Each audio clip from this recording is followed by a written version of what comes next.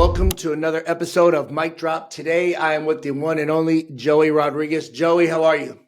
I'm doing well, man. Thank you for having me. No, thanks for being here. So let me ask you, what got you into real estate? Well, being honest, I thought, that was a good idea to get into real estate because, I mean, when you think about the concept, it's like, well, I don't have to own the real estate to sell it. Mhm.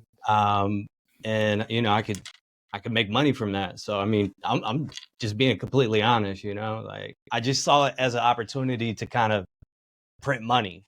And for some it doesn't, for some it doesn't. I guess for you, what did you imagine real estate looking like? Because the funny thing about real estate is everyone has this imagination about what real estate is, and then you get into real estate and you realize that it's really something completely different. So what did you imagine real estate being when you first started? That's a good question. To be honest with you, I didn't really know what to expect. I just thought it was kind of like, all right, it's a people type of business. You meet people, you sell houses, make money, and a story. Like, Right. that's what I thought it was. Gotcha. And let me ask you, I guess, what was your first year in real estate like? It was miserable because I had I had no idea what I was doing. The brokerage that I started with, they kind of they really pushed social media, open houses. I worked with an agent to kind of, he tried to show me the ropes and he tried to, throw me a bone every now and then. But to be honest with you, I just had no idea what I was doing. And so, yeah, I mean, I was completely lost. It's just basically for the first couple of years, I was lost. Yeah. Gotcha. So were you spending time on the phone early in your career? Were you, calling through your people in your database? I mean, how did you generate business your first year? Great question. So the first deal that I ever did came from an Opcity lead because my brokerage had paid for Opcity, so we would get inbound leads. So that's where my first deal came from. My second deal was more of a referral. I was showing properties for an agent in the office. We got them under contract. He ended up giving me a deal there. Referral 25%. And then other than that, I watched a lot of YouTube videos. And at the time, there was this guy in my market that was like, oh, get a list, get a script, and then just follow the script and call the people. So I picked up the phone and I started calling immediately. And, to be honest with you, I was terrified. I didn't know what to do, but I was doing something. And, it was wild because like in the beginning, I had no skills. I didn't have any understanding of like what sales meant. I didn't know that this was like a direct sales type of business. It could be a marketing business as well, depending on how you approach it. But yeah, I mean, I grabbed a list and I was hand dialing. I would call for sale by owners. I would argue with them, and I would call expireds. I would argue with them because I didn't know how to ask questions. I just knew how to talk at people. And, that was like my first experience when I got into the business. Gotcha. Was there any time in the first year or two that you thought, what am I doing here in real estate? Maybe I picked the wrong career. Maybe I'd be better off at Taco Bell. So, I mean, there's been multiple times where I felt like, man, what the hell am I doing in this business? Like, even now, there's times where I go through that. But there was a point where I put it on the back burner. And I didn't really do a whole lot. Just let my license start to collect dust. And then, COVID happened. And for a lot of people, it was an unfortunate situation. And for me, it was more of a blessing of disguise because, I was able to leave the 9-to-5 world and then go full time into real estate and really see what it was about. And to be honest with you, even me saying that to see what it was really about, it was really just the tip of the iceberg. I was just really getting started into it. So yeah, there's been plenty of times where I thought, you know what, man, this might not be for me. But got to keep going. Well, what did you do before real estate in terms of a background that made you believe that maybe this field would be the right field for you? Well, before I got into real estate, I had a couple of careers. At first I was, I wanted to do music. I was a rapper, and I'm a rapper / engineer, so I did that for a while until I was about 23. And, I started having kids. So life happens. And when life happens, you got to take responsibility for that. And so I went into the workforce and I was a warehouse worker. Worked my way up from the bottom and got into a leadership position. And so I did leadership for about 5-6 years before I decided to get my license. And, a lot of people would tell me, oh man, you're really good with people, you know how to talk to people, this, that, and the third. And I actually tried to buy back in, I want to say it was 2018. And unfortunately, we got down to the wire last day of the deal. The lender said, we're not going to be able to fund on this deal. So that ended up falling apart. And I had a conversation with the agent, and he was like, well, what were you trying to accomplish? And I was like, well, we were trying to buy this duplex so we could rent one out and basically live in the other one and, start a portfolio.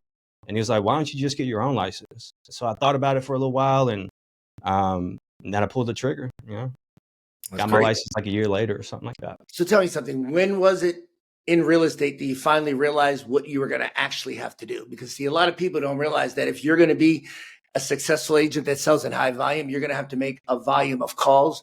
You're going to have to talk to a volume of people. So at what point in your career did you actually realize what it was actually going to take to be successful versus what you thought it would take? Because for most agents out there, they have no clue what they're getting themselves into when they get a license. Yeah, that's a great question. Honestly, it's probably, I've been in the business. Well, I've had my license for about 6 years, only been active for about 4. And really, I think this year has hit me like a ton of bricks to understand that in order for me to want to create the type of lifestyle that I want, it's going to take a hell of a whole lot more than what I was doing. So I think this year is really like showing me like, look, if you want 2 deals a month, like this is what you have to do. If you want 5 deals a month, like this is what you have to do. And so I think, here in the last, I want to say probably like 12 months has been a real wake up call as far as what it's going to take. Because the competition, if you want to call it the competition, is really just saturation. There's a lot of people out there, a lot of skimmers. And those deals are going to go to people that are known, liked, and trusted by maybe a family member or a friend. And it's my job to come in, kind of get in the way of that and at least try to get a seat at the table. And that's going to take skills, and that's going to take a lot of hard work to actually make that happen. So what do you think shifted from last year? Because obviously I knew you last year to this year. Why do you think you were able to do it this year, but last year you weren't able to put that piece together? Because last year you had the same amount of skills. You're a little bit better, but to me, it seems like it's more of mindset. Why this year do you finally see where last year you couldn't? Because I think there's a lot of agents that they want to do the right things. They want to be successful, but there's something missing. They're doing the work, but they're not getting the results. What was different last year from this year? I think last year was a tough year for me. And then this year I'm actually closing deals, right? So like seeing that I'm closing deals, it's not enough. Like, you know what I mean? So it's like, once I was able to get some movement last year, and I was making a lot of cold calls, then I went out and I took like 2 or 3 listings back to back. It showed me like, okay, this is actually real. There's some things that you're going to have to do. There's some things that you're going to have to work on yourself, and some internal conflicts and some limiting beliefs that you're going to have to address. But working on that every single day, and then continuously doing the activities, and then like delaying the gratification, meaning that like, just because it's not happening today doesn't mean that it's not going to happen at the end of the quarter. Like I'll go through a time where I'll make a ton of calls and I won't get anything. And then I'll come in, and next thing you know, like I'm on 4 or 5 appointments. I'm taking a listing, I'm getting a buyer under contract. We're writing offers. I'm opening escrow here, escrow there. We got 2 deals closing there. It doesn't happen when you think it's supposed to happen. And it doesn't happen because you do X, Y, and Z. It happens when you get to a point where you're like, you know what, fuck this. I'm not doing this shit anymore.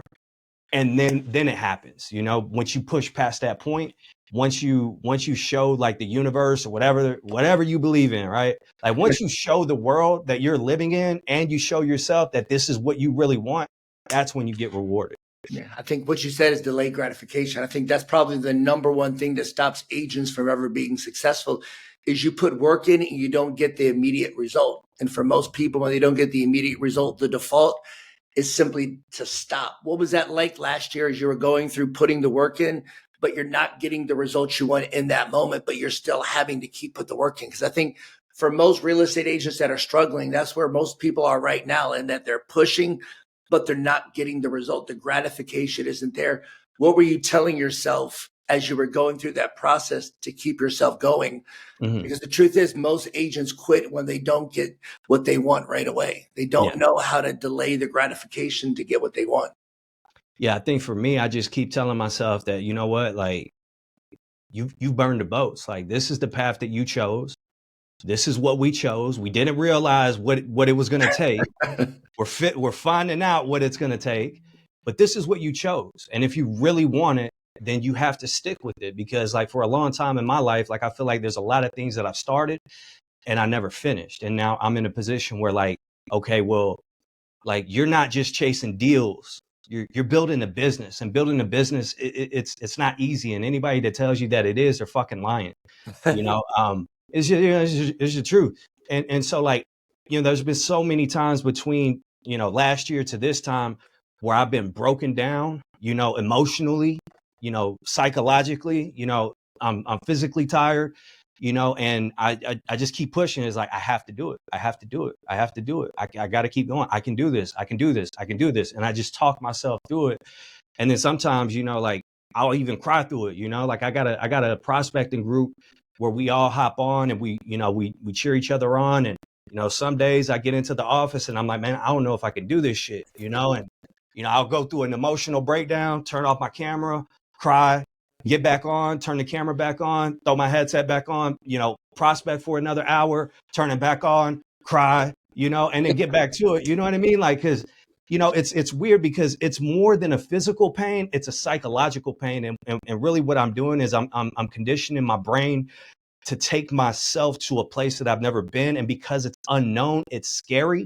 And because it's scary, like I don't want to do it, but I do it anyway, because I know that if I do nothing, that I'm going to get nothing. So Yeah, no, it's true. I think that's one of the things that I think a lot of agents stop, is they literally stop the moment they get into that fear, not understanding that to be successful in any field is nothing more than a series of breakdowns over and over and over.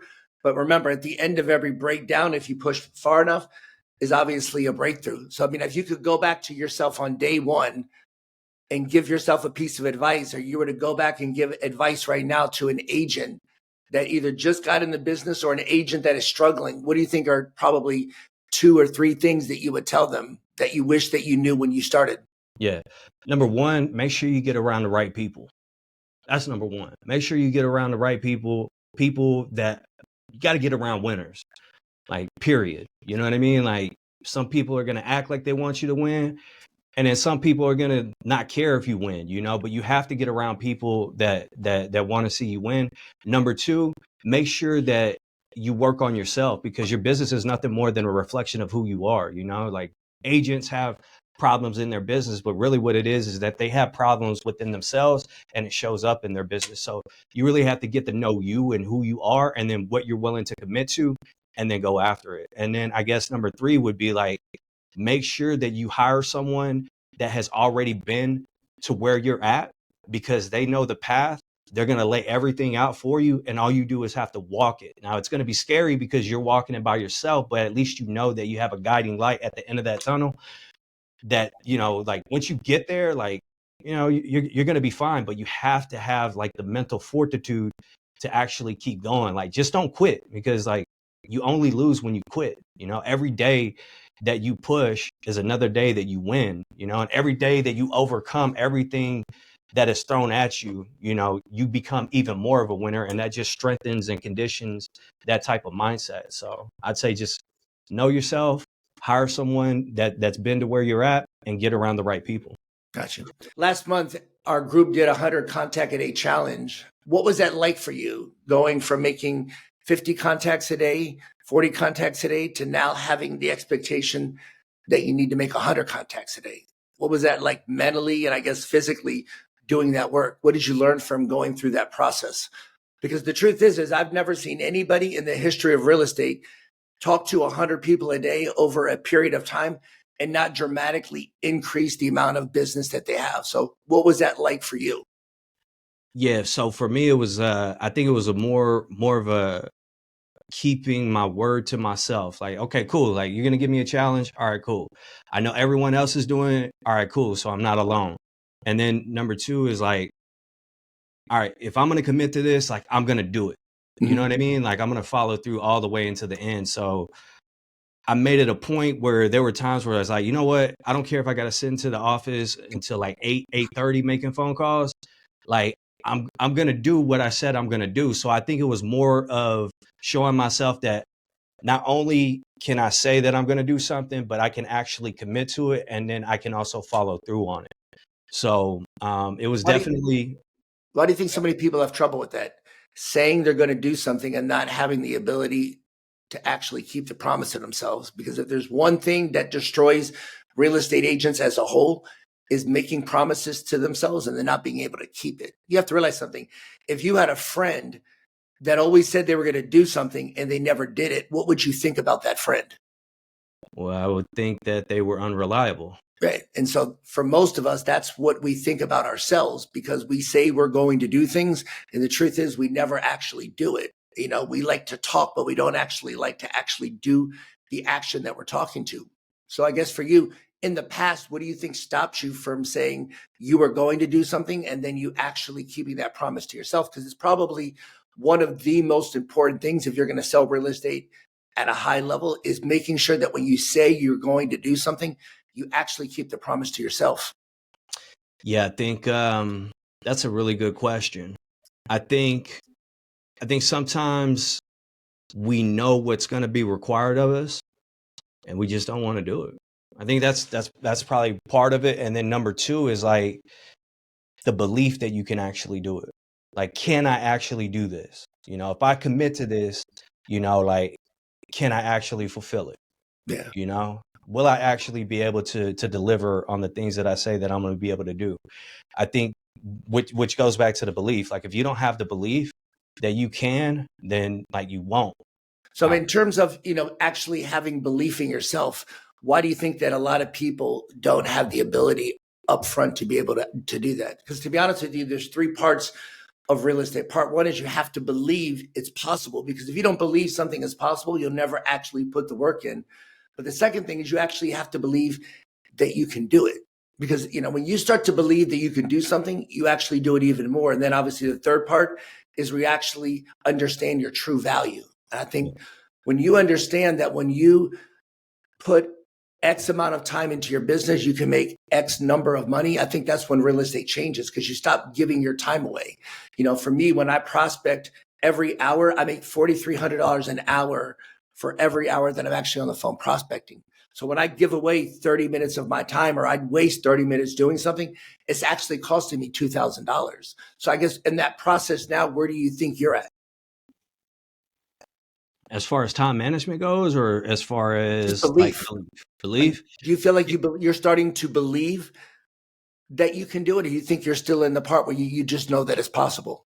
no, I think it kind of goes back and forth. Like, I know it's possible, but then I know what I need, and then I know what, like, I know what I believe, right? So like, it's the behavior. I think it starts with the behavior. Like, you have to do the behavior, and then once you get the result, like, no matter how long it takes for you to do the behavior, like, you get the result, and then that reinforces the belief. And then once you start putting deals together, like, your belief becomes even higher. But because you're putting more deals together, your behavior gets put on the back burner. Mhm. And so like, you have to be able to balance both. I think like, if you're able to continuously do the activities and the behavior, then you create a loop. And the loop is, you know, the belief. And then when the belief is low, you have to engage back in the behavior because the behavior is going to create the belief. So like, you just keep going through that process, and over time it just starts strengthening your mindset, and then it just becomes a part of who you are. So I think for me, like, I kind of go back and forth, you know. I loop into belief, and then like, when the belief starts to die down, I know that I have to dial up my behavior. And then once the behavior starts getting me the results, it reinforces the belief. So I think that's kind of where I'm at right now. Gotcha. So, I mean, making 100 contacts a day, how did that change your outlook on what is actually possible in a day? Yeah. I think for me, like making 100 contacts a day is like, if I'm doing, if we were to gauge 100 contacts, right? If that was a meter from 1 to 100%, if I came into the office and I did 20 contacts every day, then I'm only giving 20%. If I Correct. came in and I gave it 50, then I'm only doing 50%. But if I do 100, then I know that I can leave and say, you know what, I gave today 100% because I did 100 contacts. I might not have gotten an appointment. I might not have gotten a lead. I might not, but it doesn't matter because I engaged in the belief, and I know that even when it's not working, it's always working. So it's a compound effect, and then once things start coming together, like that's when it snowballs, and then it comes in a wave, and then that's when things really start to feel good, because it's like, you know what, like I did all that. I might not have got anything in the moment, but I'm getting it. I'm getting it right now, and that's when I need it. So that's kind of how I look at it. Right. I know one of the things that you were working on this year was obviously lead follow-up. Why do you think for a lot of agents, lead follow-up is harder than making the initial call, when lead follow-up should be a lot easier? Because, when you're making an initial call, you basically are calling people cold. Leads are people that you've actually have talked to. Yeah. Why do you think so many agents have trouble following up on the leads that they have? I think it comes down to not really understanding or knowing how to reinitiate that conversation and how to re-engage that prospect. So it's a lot easier to call someone and stay on the phone for hours and have a really good conversation and get everything that you need to set that appointment versus going back and following up with those people. And then, we also tell them, hey, I'm going to call you back at a certain time and a certain date. That day comes and their phone never rings, right? And then I think, there's stories that we start to tell ourselves in our head, like, you know what, I didn't call them when I said that I was going to call them. They're going to remember that. Who would want to do business with somebody like that? Like, I wouldn't want to do business with someone like that. And so we start talking ourselves out of actually doing the things that's going to move us forward. And I think there's a lot of fear behind that as well, fear and uncertainty. But like, that's where you have to have the courage to say, you know what, I don't care what I didn't do in the past, because that's the past, and the only thing that I have right now is right now. So I'm going to call this person anyway, whether they're past due or it's the day that I'm supposed to call them. And even if I stumble and fumble through the phone call, I'm going to try to make the best of it and see what I can do and just take it from there. Yeah. I mean, I think the thing that's crazy about real estate is that most agents don't know that 96% of all of their business is going to come from lead follow-up. That's why you see so many agents, literally, if 96% of your business is going to come from lead follow-up, a large portion of your day should be calling your leads. Anybody that I coach, I always tell them, you need to call every lead 2 to 3 times a day. In fact, for a lot of the people that I coach, there's a folder called daily follow-up. Daily follow-up. And I know in working with you, your folder has changed multiple times with different names. Why do you think that when we have a daily follow-up folder, that most people don't call it daily?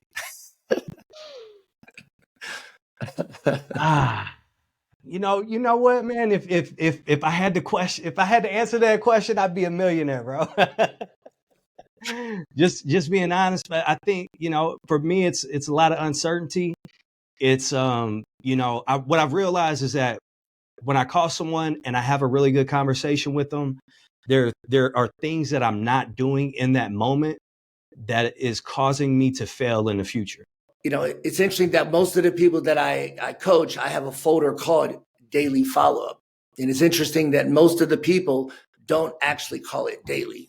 So let me ask you, why do you think you don't call your folder that says daily follow-up daily? Because it's probably the one thing that stops most people from doubling their business. For most people, if you're making the calls, if you want to double your business, just call your leads literally 2 to 3 times a day. Yeah. Why do you think in the past that's been something that you struggle with? Because again, when you look at the folder, it literally says daily follow-up. Yeah. Well, for me, man, it's tough. Yeah, that's a tough.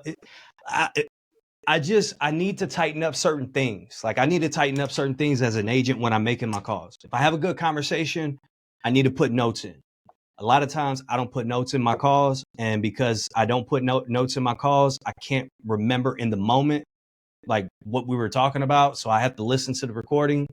I listen to the recording. and then I'll call them, and then sometimes I won't.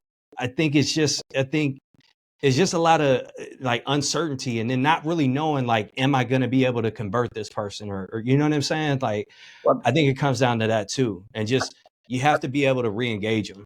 yeah, I think one of the biggest things that I see for agents why they don't call their leads daily is they don't have good enough notes to actually follow up.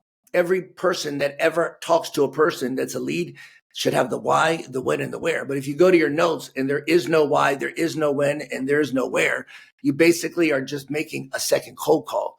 And I think that's the challenge. The quality of your notes is going to be the quality of the next conversation. Anytime you're following up, you want to make sure that your notes on the previous call are setting yourself up for the next call. So have you started to watch yourself improve in terms of making sure that you're setting yourself up for success on the next call? Absolutely. Absolutely. So yeah. So now I'm taking a different approach, and, I'm getting notes in there some way, somehow, whether, it's a couple of, just a few notes just to jog the memory, or I have to transcribe the call and then, pull certain things out of it, just things that'll speed up and create more efficiency in me making the call, so that when I actually call them, I can re-engage them. I know exactly like what I need to handle, if there's anything to handle, and try to get them to bump up their time frame so that we can actually get them to move, because the longer they wait, it's actually worse for them. Yeah. I think one of the things I'm noticing you over the last 18 months is that you've really started to learn how to handle objections. You started learning how to communicate with people. How important would you say learning how to handle objections, rebuttals is in the sales process? Well, that's where all the money is made. No, yeah. Yeah, So why do you think most people don't take the time to actually learn that? Because the truth is you can make 1,000 calls, but if you don't know how to ask the right questions in the right sequence, like you can't grow your business. You're not going to get business. So, yeah. why do you think most agents never learn that one skill? I think it's ego. I think ego, the way that they see themselves. I'm not a salesperson. Maybe they've been sold a certain way, and now they have a negative connotation around it. And yeah, man, I think, a lot of people, and it equals confrontation, and you have to be comfortable with the confrontation as well, but learning how to be comfortable with that, and then communicate in a way where they understand, like, you know what, like, we're not oppositions. I'm on your side, and really, like, an objection is just an opportunity for you to actually do business. The only reason why they would give you an objection is because they're actually considering using you. They just need more certainty. Mm-hmm. Gotcha. Let me ask you, in the last year, when you think about where you were and where you are now, what do you think is the biggest difference in terms of how you handle objections? That's a good question. Because one of the things that I've noticed in listening to you is that, you're able to come back a lot quicker. Your response time is a lot better. Yeah. Well, I think, being able to, like I said, when they give me an objection, I just look at it like they're showing certainty, and that's where I have to step up and show confidence and give them certainty. Like, I have enough confidence for the both of us, so it's going to be okay. And then, you break it down for them, you give it back to them in a way that they can can understand it, and then they can look at it from a different perspective, and then they move forward. So I think that's probably one of the things that I've been working on a lot. And just, being able to understand their model of the world and how they see things, and empathize with them, so that they understand, like, the things that I'm telling you, I'm not telling you these things because I'm against what you're saying. I'm telling you these things because this is exactly why you should do it. If you want to wait because interest rates are high, that's exactly why you should do it. If you want to wait because no one else is selling, that's exactly why you should do it. So just understanding, like, that there's opportunities in those objections, and we just need to reframe them so that they can see the opportunity and take advantage of it. Yeah. I mean, that's one of the most important things. For most people don't realize that at basic level, you're handling objections. A is you want to acknowledge what they said. B, you want to try to isolate what problem they have. And then C is you just want to be able to redirect that. So, I mean, I guess for you, when you're going into your presentations now, what is your confidence like knowing that you know how to handle those problems and questions? Yeah, I think the confidence on that, I'm probably around 80%. It needs to get better. That's something that I need to get better at, especially on an appointment. But understanding like how to handle those objections, it lets me know, okay, cool. Like if they hit me with X, I'm going to come back with Y. If they do, if they hit me with A, I'm going to come back with B, and at the end of the day, like, you acknowledge, you ask a question, you handle the objection, and then you close for the signature. Right. And obviously this year we're starting to see the market really shift where listings are starting to stay on the market longer. You're having to learn how to price property better. What has that been like for you in terms of having to adjust? Because honestly, the last 5 years, if you listed a house, the house basically sold itself. Mhm. Now you're in a point where if you don't price it right, you're going to have to get a reduction. And even if you do price it right, in some cases, you're having to get reductions. Yeah. What has that been like, having to go back and start telling sellers they need to reduce their price when you haven't had to do that for the last 5 years? Great question. Well, I mean, at the end of the day, it always goes back to their motivation. And so, sometimes you gotta take them back to the beginning, like what was causing you to even want to do this? Listen, if we can get you what you wanted, I would have already gotten it for you, but we've done X, Y, and Z, and here's the proof. So with all this, with all the proof of everything that we've done, what do you think we should do with the price? Well, I'm not going to lower it. Well, you definitely don't have to. But I guess my question is, if you don't lower the price, what happens next? Mm-hmm.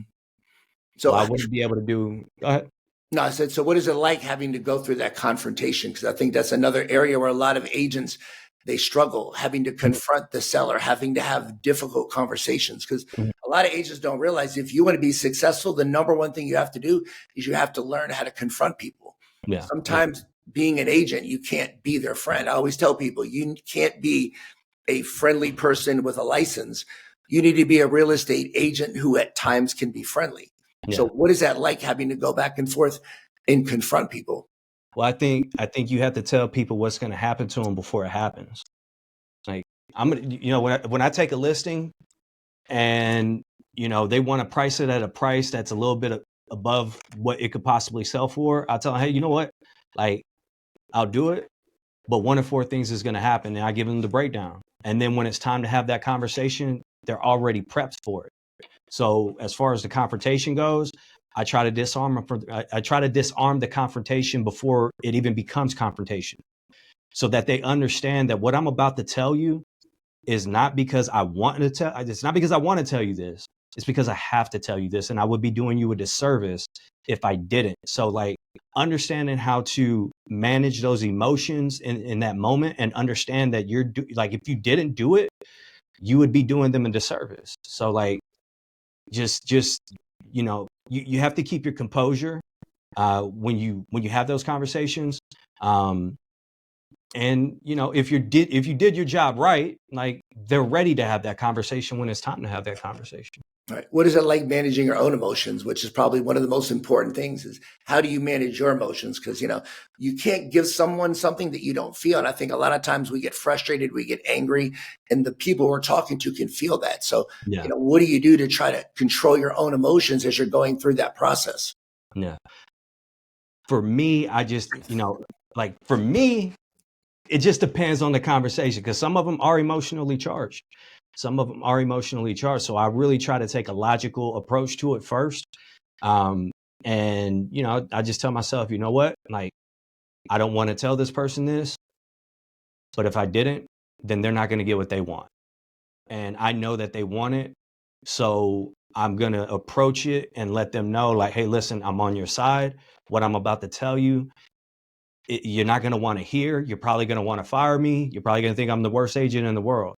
But this is what we've done. This is how the market has responded, and we're going to have to make a change. And we've already had a conversation about the price. So this is what it is, and just knowing and understanding, like, the skill has to take over in that moment versus the emotion.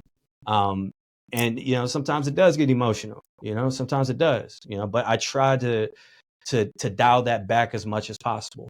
Right. So let me ask you, because I think one of the things that I'm seeing a lot of agents struggle with is learning to go through disappointment. disappointment that you didn't get the listing you thought you were going to get, disappointment that you didn't get the listing sold. How do you handle disappointment? Because, you know, disappointment does one of two things. Disappointment at its core destroys you, or you can make it drive you. How do you deal with disappointment? Because part of being a successful agent, it doesn't matter what level you are, there are times that you are going to be disappointed. And if you can't get past that, you kind of get stuck at that level. So what do you do to deal with disappointment? So I think in the past, it would stop me. Like I would get it would stop me in my tracks because I didn't know how to deal with it. I didn't know how to handle it. And I think there were a lot of times where the disappointment destroyed me. Of course. You know, it just point blank. But understanding that that disappointment is a part of the process. It's a part of the growth. And the reason why we feel that pain, the reason why we feel the pain of not getting that listing is because we know we did everything right and it still didn't happen. But that's just part of the process. You know, you're not going to win them all. And understanding that you're not going to win them all when you want to be a high achiever, and then taking that disappointment and then using it as energy to fuel you to keep going, is where the real power. That's where the real power is at. So, in the past it would stop me. Today, I still get disappointed, but I say, you know what? Screw it. Like, I'm going to get back on the phone. I'm going to find somebody else, you know, because I know that there's people out there that need me. It's just funny that so many people will have 100 conversations. 80 of them are good. 19 of them, you know, didn't really go anywhere. And then one person will be mean to them. And all they do is focus on the one person that yelled and screamed at them, and not the 80 people that were nice to them and the other 19 that didn't go anywhere. Why do you think people focus more on the one or two calls that went bad versus the calls that actually went well? I think I think they're looking for something to confirm what they already believe, even if they believe it consciously or subconsciously. So, you know, I mean, what's always wrong is always available, but so is always what's right. You know, so like what you focus on is what you tend to get. So if you talk to 80 people and they were cool, you didn't get anything. You know, you talk to 20 people, maybe there's something there, maybe there's not. And then, you know, you talk to 10 and, you know, they're assholes or whatever, you know. I mean, if you want to focus on that, you know, you're going to keep getting more of that. And then you put yourself into a loop. So let me ask you, at this point in your career, what motivates you? What drives you? What makes you want to get up every single day and continue to grow your business? I think it's a good question. I think for me, it's legacy. And I think seeing something through, like actually going from start to finish and finishing it. That's the biggest thing for me. Is like, I feel like I've done a lot of things in my life where I've started it, but I never finished it. Like I've started the process, maybe I got midway, but I never finished it. And like, this is the first time in my life where I'm not looking back. Like, I'm not choosing a different option. Like, I can do other things if I want to, but that's not what I want to do. Like, I refuse to allow this industry to like turn me into a statistic, you know? So getting up every day, doing the things that I don't want to do, and just becoming a better version of myself is, I think, what drives me, you know, because like when you come from nothing and you learn to survive without nothing, like, you're okay not having anything, right? And so I think the thing that is really pushing me right now is understanding that, man, you can have stuff. It's okay to have things. You know, it's okay to have the type of life that you want. You're going to have to work for it. It's going to be painful, but at the end of the day, like, you can put in the work and you can become the best version of yourself. You know, like, there's family that I have that need me. And, you know, when I don't have the resources to share with my family, then that puts us in a bad situation, you know, like. And so I think that's probably the most important thing for me, is just like making sure that I become the type of person that my family can be proud of, and that I can pass on to my kids, and then they can pass on to their kids as well, you know? Gotcha. So if there was an agent out there right now that was struggling, they're going through the motion, their listings aren't selling, they're not prospecting. I mean, what kind of advice would you give them? Because there's a lot of people out there that are struggling. I mean, my belief is that you're going to see 40 to 50% of the real estate agents in the next 18 months go out of business, because the business is becoming a volume-based business, meaning that you have to have a volume of calls every single day and talk to a volume of people to have a successful business. You know, Yeah. the internet and all of the stuff is pulling at people. And the consumers today, they're just changing their habits. And if you're not going out and getting in front of people, you can't survive off of doing open houses. You can't survive just sitting and waiting in your office for people to come. So, I mean, when you think back now, what kind of advice would you give someone that's in that process right now of struggling, where they're either wanting to quit, they're asking if they should even do this? What kind of advice would you give them? I would say, I mean, number one, you got to ask yourself, like, do you really want it? You got to be honest with yourself. You know, you got to look at yourself and say, do I really want this? And if if this is what I want, like, what am I willing to do to get it? And once I realize what is required of me of getting it, do I want to commit to that? And if you can answer those questions like truthfully and you're willing to do those three things, then like you're gonna be okay. But if you're constantly questioning whether or not you should do it, like it's because you're just not sure of who you are and who you want to be. You know, I think it really does come down to who you are and who you want to be and the person that you become. It's not about what you do, it's about who you become through the process of what you're doing. Because if you can get through the process of the struggle, you can get through the pain of the disappointment, and you can get to a point where you actually start putting things together, then you become the type of person that realizes that you're in control. Like you're in control of everything. You're in control of the results, you're in control of the non-results, and you're in control of most importantly the person that you become. Like in the beginning, it's not about what you get, it's about who you become. And I think that refinement over time is extremely important. So just stick with it, keep going, get around the right people, and you're gonna be all right. Right. Now, we've been working together for over a year. What do you think is probably the 2 or 3 things that you've really taken away over the last year with us working together one-on-one? I mean, that's a loaded question, Mike. Well, I mean, you've grown a lot. There's so many things that I've seen in you. What have you seen? I think the things that I've taken away from you is just, you know, no matter what happens, no matter how I feel, like do it anyway. You know, do it anyway. Keep going. Make sure that you're working on your skills. Make sure that you keep your promises to yourself as much as possible. It's a work in progress, you know, for me, but you know, like it's important. You know, I think those would be the top 3 things: is make sure that you keep your promises to yourself, make sure that you're always working on your skills, and no matter how you feel, get up and do it anyway. Yeah, I think so many people forget that 80% of your success in real estate is the person you bring every single day. 20% is the action of actually making the phone calls, of the action of actually going on the appointments. It's Yeah. who do you bring? Because again, if you don't believe that what you're doing is going to work, I can promise you it's not going to work. So as you go into the rest of 2025, what are 2 or 3 things that you plan on really focusing on in the next 6 or 7 months to make sure that this year is the best year you've ever had in real estate?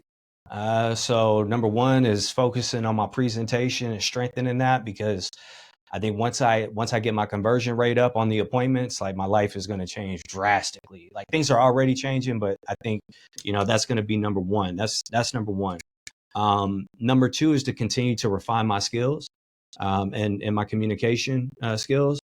And then number 3 is like, man, you got to have fun, man. You got to have fun with it. You know, like I don't want to be around people that are like, you know, Debbie Downers and shit. You know, like you got to have fun with the business, because if not, man, it's the quickest way to burn out. You know, so make sure that you set goals that drive you. You know, and so when you have things when you have goals that pull you towards them, like you don't have to push as much. You know, so What was that like coming to our office and obviously watching my team and I train? Obviously, we got desks, we're listening to music, we're talking, laughing. How were you able to take that back to your own environment? Great question. So yeah, is a totally different experience. It's like when you go there, like you have to bring a different version of yourself because you know that everyone in that room, like their skill level, no matter what, whether they're young or they've been in the business for 20 years, their skill level is phenomenal. Some of the youngest agents that I've ever seen that have skills that that just blow people out of the water, so it forces me to bring out the best version of myself. And then, bringing it back to California, like trying to create that same exact environment, whether it's through virtual Zoom or having people come out to the office and we do a call night and just trying to recreate that feeling, because the environment has it has an effect on how you perform, so yeah, it's definitely life-changing. It's eye-opening, and it'll take you to another level. Gotcha. So if anybody wanted to get a hold of you, they wanted to ask you a couple questions, how did they get a hold of you? Yeah, you can reach me at 909-283-9338. That's my cell. Or you can reach out to me on Instagram at joeysales.ie. Perfect. Well, thank you so much for entertaining us, giving us some good advice, and we look forward to having you back on in the future. Cool. Sounds good, man. I appreciate you having me. All right. Thanks.